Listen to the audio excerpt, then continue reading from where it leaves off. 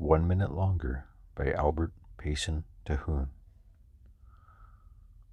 Wolf was a collie, red gold and white of coat, with a shape more like his long ago wolf ancestors than like a domesticated dog's. It was from this ancestral throwback that he was named Wolf. He looked not at all like his great sire, Sunnybank Lad, not like his dainty thoroughbred mother, Lady, nor was he like them in any other way, except they had inherited old lad's staunchly gallant spirit and loyalty and uncanny brain. No, in traits as well as in books, he was more wolf than dog. He almost never barked, his snarl supplying all vocal needs. The mistress, or the master, or the boy, any of these three could romp with him, roll him over, tickle him, or subject him to all sorts of playful indignities, and Wolf entered gleefully into the fun of the romp. But let any human besides these three lay a hand on his slender body, and a snarling plunge for the offender's throat as Wolf's invariable reply to the caress. It had been so since his puppyhood. He did not fly at the credited guests, nor indeed pay any heed to their presence as long as they kept their hands off of him. But to all of them the boy was forced to say at the very outset of the visit, "Pat Lad and Bruce all you want, but please leave Wolf alone. He doesn't care for people. We've taught him to stand for a pat on the head from guests, but don't touch his body." Then, to prove his own immunity, the boy would proceed to tumble Wolf about to the delight of them both. In romping with humans whom they love, most dogs will bite, more or less gently, or pretend to bite, as part of the game. Wolf never did this. In his wildest and roughest romps with the boy or with the boy's parents, Wolf did not so much as open his mighty jaws. Perhaps he dared not trust himself to bite gently, or perhaps he realized that a bite is not a joke, but an effort to kill.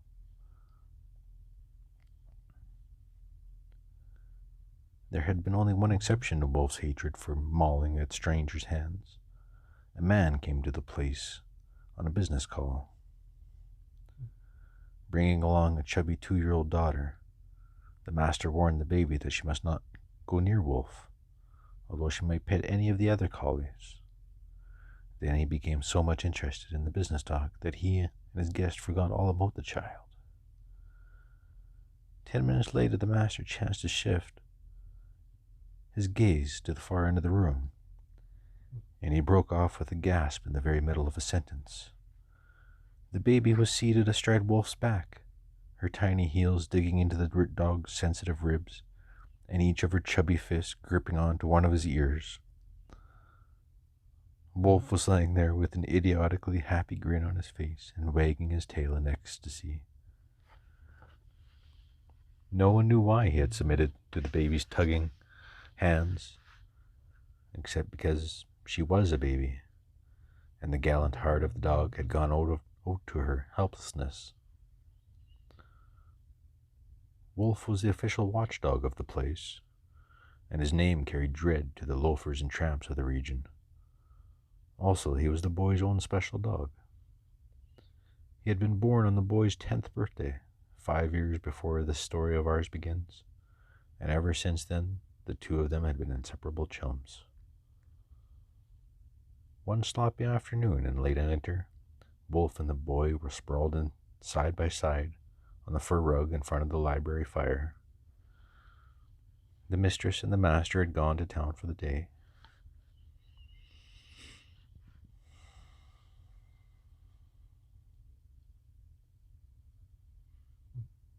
The house was lonely, and the two chums were left to entertain each other.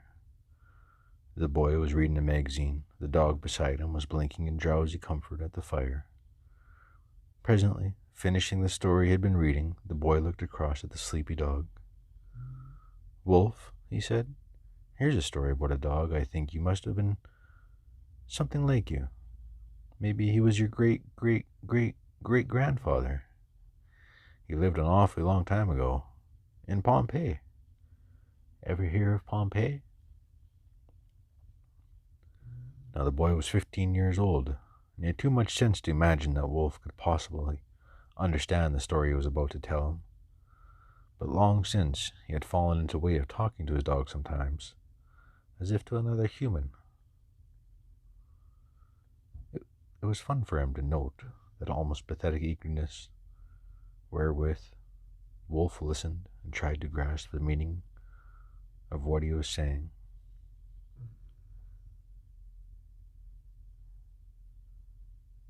Again and again, at sound of some familiar word or voice inflection, the collie would prick up his ears or wag his tail, as if in joyous hope that he had at last found a clue to his owner's meaning.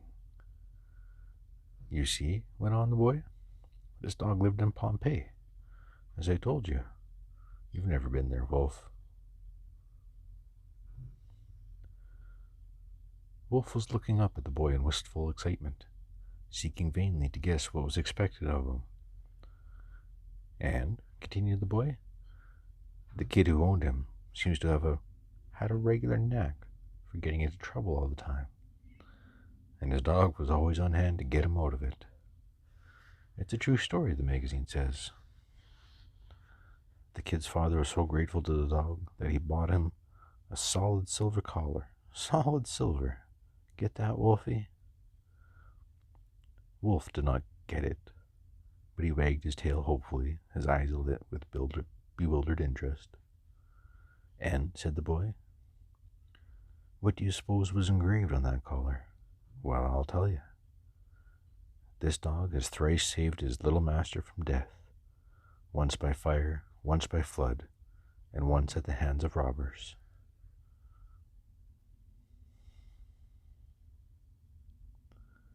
How's that for a record, Wolf? For one dog, too.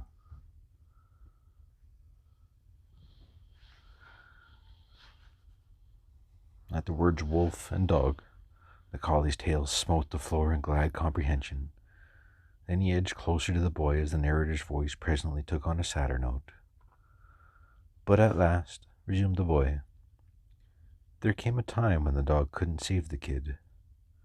Mount Vesuvius erupted, all the sky was pitch dark, as black as midnight, and Pompeii was buried under lava and ashes. The dog could have easily got away by himself. Dogs can see in the dark, can't they, Wolf? But he couldn't get the kid away, and he wouldn't go without him. You wouldn't have gone without me either, would you, Wolf? Pretty nearly 2,000 years later, some people dug through the lava that covered Pompeii. What do you suppose they found? Of course, they found a whole lot of things. One of them was that dog, silver collar and inscription and all. He was lying at the feet of a child, the child he couldn't save. He was one grand dog. Hey, Wolf? The continued strain of trying to understand began to get on the collie's high-strung nerves. He rose to his feet, quivering, and sought to lick the boy's face. Thrusting one upraised white forepaw at him in an appeal for a handshake, the boy slammed shut the magazine. It's slow in the house. Here, with nothing to do, he said to his chum. I'm going up the lake with my gun to see if any wild ducks have landed in the marshes yet. It's almost time for them. Want to come along? The last sentence Wolf understood perfectly. On the instant he was dancing with excitement at the prospect of a walk. Being a collie, he was of no earthly help in a hunting trip, but on such tramps, as everywhere else, he was by the boy's inseparable companion.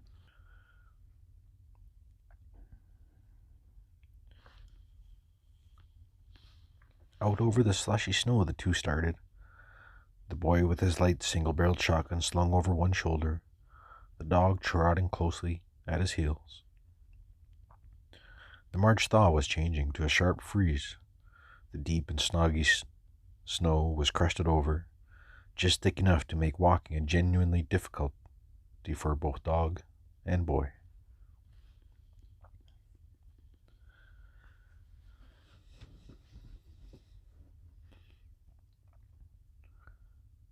The The place was a promontory that ran out into the lake on the opposite bank from the mile-distant village. Behind, across the high road, lay the winter-choked forest. At the lake's northerly end, 2 miles beyond the place, where the reedy marshes were, a month hence the wild ducks would congregate. Thither, with Wolf and the boy, plowed his way through the biting cold.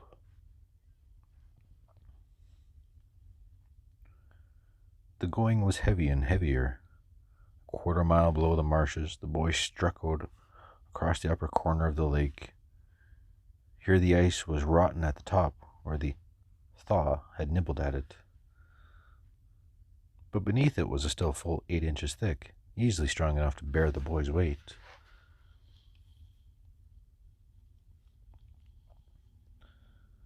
Along the gray ice field, the two plodded. The skim of water, which the thaw had spread an inch thick over the ice, had frozen on the day's cold spell. It crackled like broken glass as the chums walked over it. The boy had on big hunting boots, so apart from the extra effort, the glass-like ice did not bother him. To Wolf it gave acute pain. The sharp particles were forever getting between the callous black pads of his feet, pricking and cutting him acutely. Little smears of blood began to mark the dog's course, but it never occurred to Wolf to turn back or to betray by any sign that he was suffering. It was all part of the day's work, a cheap price to pay for the joy of tramping with his adored young master. Then, 40 yards or so, on the hither side of the marshes, Wolf beheld a right amazing phenomenon. The boy had been walking directly in front of him, gun over shoulder. With no warning at all, the youthful hunter fell, feet foremost, out of sight, through the ice. The light shell of new frozen water that covered the lake's thicker ice had also mashed an air hole nearly 3 feet wide. Into this, as he strode carelessly along, the boy had stepped. Straight down he had gone, with all the force of his 120 pounds, and with all the impetus of his forward stride. Instinctively, he threw out his hands to restore his balance. The only effect of this was to send his gun flying 10 feet away. Down went the boy through less than 3 feet of water, for the bottom of the lake at this point had started to slope upward toward the marshes, and through nearly 2 feet more of sticky marsh mud that underlay the lake bed. His outflung hands struck against the ice on the edges of the air hole and clung there. Sputtering and gurgling, the boy brought his head above the surface, and he tried to raise himself by his hands, high enough to wriggle out upon the surface of the ice. Normally this would have been simple enough for so strong of a lad, but the glue-like mud had imprisoned his feet, and the lower part of his legs held themselves powerless. Try as he would, the boy could not wrench himself free of the slough. The water, as he stood upright, was on a level with his mouth. The air hole was too wide for him, at such a depth, to get good purchase on the edges and lift himself bodily to safety. Gaining such fingerhold as he could, he heaved with all his might, throwing every muscle of his body into the struggle. One leg was pulled almost free of the mud, but the other was driven deeper into it. And as the boy's fingers slipped from the smooth wet ice edge, the attempt to restore his balance drove the free leg back, knee-deep into the mire. 10 minutes of this hopeless fighting left the boy panting and tired out. The icy water was numbing his nerves and chilling his blood into torpidity. His hands were without sense of feeling as far up as the wrists. Now, even as he could have shaken free his legs from the mud, he hadn't the strength to crawl out of the hole. He ceased his uselessly frantic battle and stood dazed. Then he came sharply to himself, for as he stood, the water crept upward from his lips to his nostrils. He knew why the water seemed to be rising. It was not rising, it was he who was sinking. As soon as he stopped moving, the mud began very slowly, but very steadily, to suck him downwards. This was not quicksand, but it was a deep mud bed, and only by constant motion could he avoid sinking further and farther down into it. He had less than 2 inches to spare at best before the water should fill his nostrils, less than 2 inches of life. Even if he could keep the water down to the level of his lips. There was a moment of utter panic. Then the boy's brain cleared. His only hope was to keep on fighting, to rest when he must for a moment or so, and then to renew his numbed grip on the icy edge and try to pull his feet a few inches higher out of the mud. He must do this as long as his chilled body could be scourged in obeying his will. He struggled again, but with virtually no result in raising himself. A second struggle, however, brought him chin high above the water. He remembered confusedly that some of these earlier struggles had scarce budged him, while others had gained him 2 or 3 inches. Vaguely he wondered why. Then turning his head, he realized. Wolf, as he turned, was just losing his hold on the wide collar of the boy's mackinaw. His cut forepaws were still braced against the flaw of the ragged ice on the air hole's edge, and all his tawny body was tense. His body was dripping wet, too. The boy noted that, and he realized that the repeated effort to draw his master to safety must have resulted, at least once, in pulling the dog down into the water with a floundering boy. "Once more, Wolfie, once more," chattered the boy through teeth that clicked together like castanets. The dog darted forward, caught his grip afresh on the edge of the boy's collar, and tugged with all his fierce strength, growling and whining ferociously the while. The boy seconded the collie's tuggings. By a supreme struggle that lifted him higher than before, he was able to get one arm and shoulder clear. His numb fingers closed about an upthrust tree limb which had been washed downstream in an autumn freshest that had been frozen into the lake ice. With this new purchase, and aided by the dog, the boy tried to drag himself out of the hole. But the chill of the water had done its work. He had not the strength to move farther. The mud still sucked at his calves and ankles. The big hunting boots were full of water that seemed to weigh a ton. He lay there, gasping and chattering. Then, through the gathering twilight, his eyes fell on the gun lying 10 feet away. "Wolf," he ordered, nodding toward the weapon. "Get it! Get it!" Not in vain had the boy talked to Wolf for years as if the dog were human. At the end, at the words and the nod for the collie trotted over toward the gun, lifted it by the stock, and hauled it awkwardly along over the bumpy ice to his master, where he laid it down at the edge of the air hole. The dog's eyes were cloudy with trouble, and he shivered and whined as with ague. The water on his thick coat was freezing to a mass of ice, but it was from anxiety that he shivered, not from cold. Still keeping his numb grasp on the tree branch, the boy balanced himself as best he could, and thrust 2 fingers of his free band into his mouth to warm them into sensation again. When this was done, he reached out to where the gun lay and pulled the trigger. The shot boomed deafeningly through the twilight winter silences. The recoil sent the weapon sliding sharply back along the ice, spraining the boy's trigger finger and cutting it to the bone. "That's all they can do," said the boy to himself.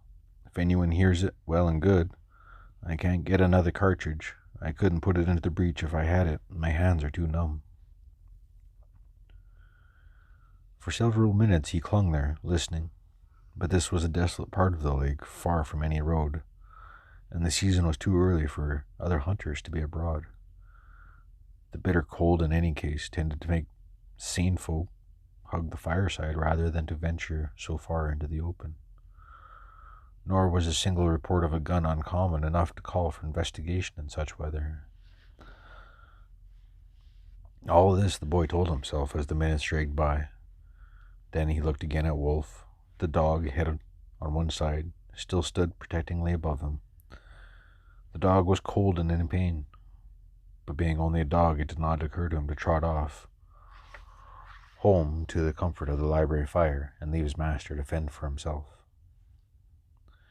Presently, with a little sigh, Wolf lay down on the ice, his nose across the boy's arm.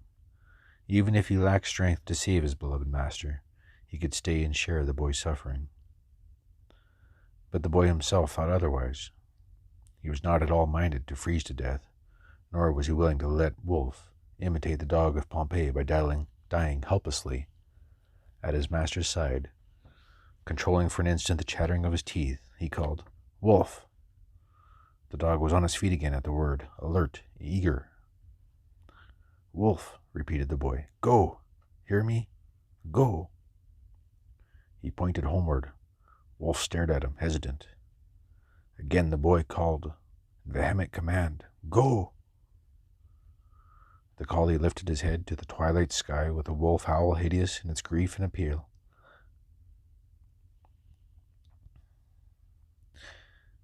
A howl as wild and discordant as that of any of his savage ancestors.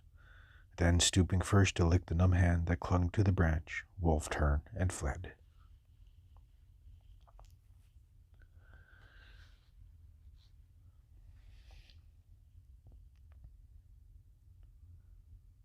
Across the sharp rim of the ice he tore at top speed, head down, whirling through the deepening dusk like a flash of tawny light.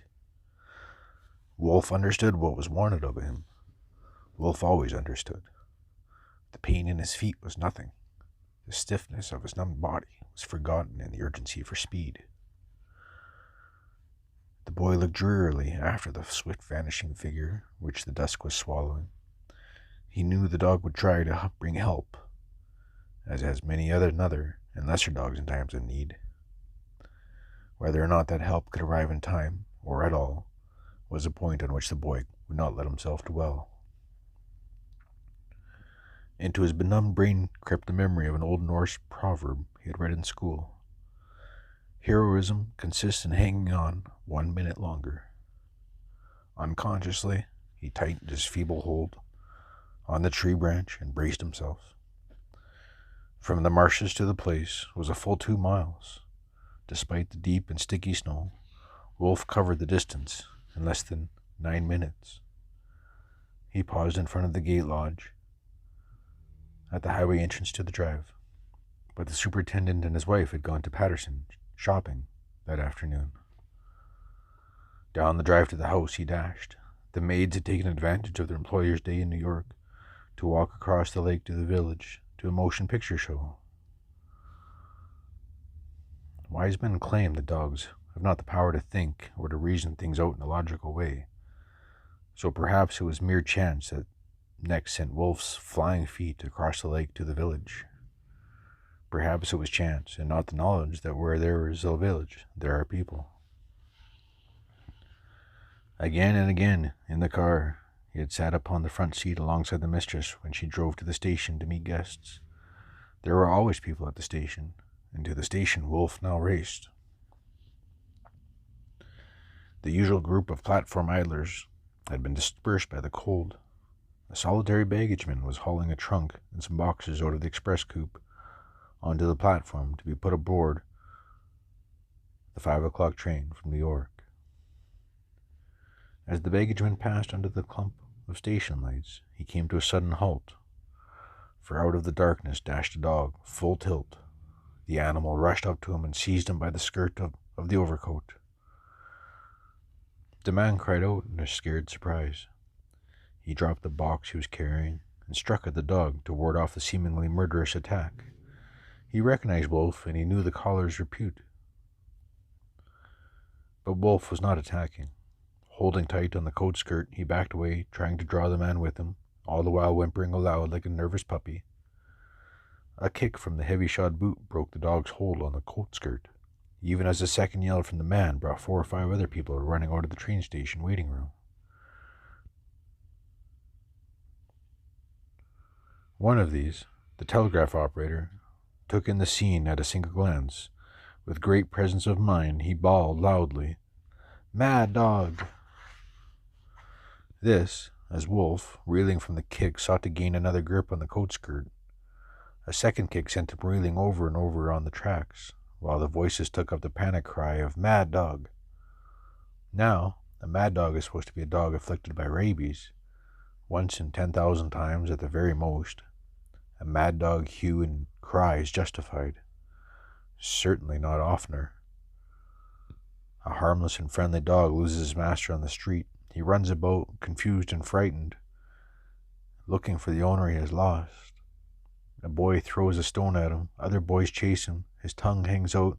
His eyes glaze with terror. Then some fool bellows, "Mad Dog!" And the cruel chase is on. A chase that ends in the pitiful victim's death.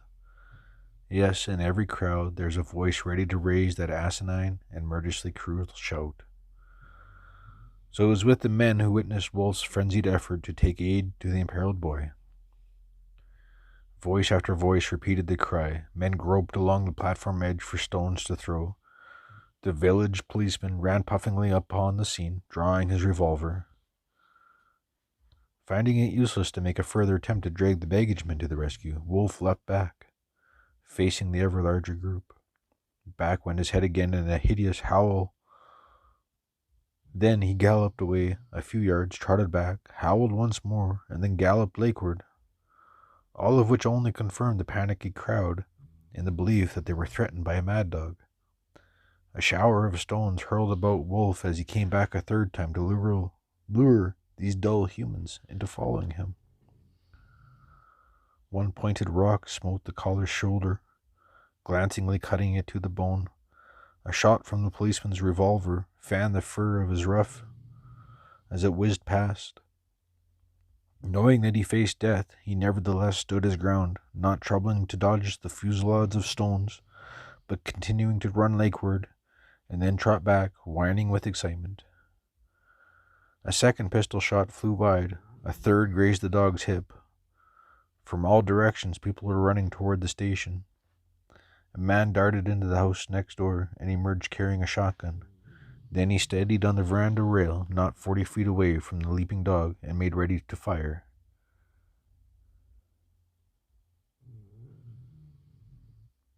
It was then the train from New York came in, and momentarily the sport of mad dog killing was abandoned, while the crowd scattered to each side of the track.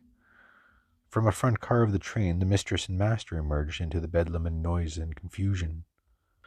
"Best hide in the station, ma'am," shouted the telegraph operator at sight of the mistress. "There's a mad dog loose out here. He's chasing folks around, and—" "Mad dog?" repeated the mistress in high contempt. "If you knew anything about dogs, you'd know mad ones never chase folks around, any more than diphtheria patients do." Then, a flash of tawny light beneath the station lamp, a scurrying of frightened idlers, a final wasted shot from the policeman's pistol as Wolf dived headlong through the frightened crowd toward the voice he heard and recognized. Up to the mistress and master galloped Wolf. He was bleeding, his eyes were bloodshot, his fur was rumpled. He seized the astounded master's gloved hand lightly between his teeth and sought to pull him across the tracks toward the lake. The master knew dogs. Especially he knew Wolf, and without a word he suffered himself to be led. The mistress and one or two inquisitive men followed. Presently, Wolf loosened his hold of the master's hand and ran on ahead, darting back every few moments to make certain he was followed. Heroism consists in hanging on 1 minute longer. The boy was whispering deliriously to himself for the 100th time, as Wolf pattered up to him in triumph across the ice with the human rescuers in scant 10 yards behind.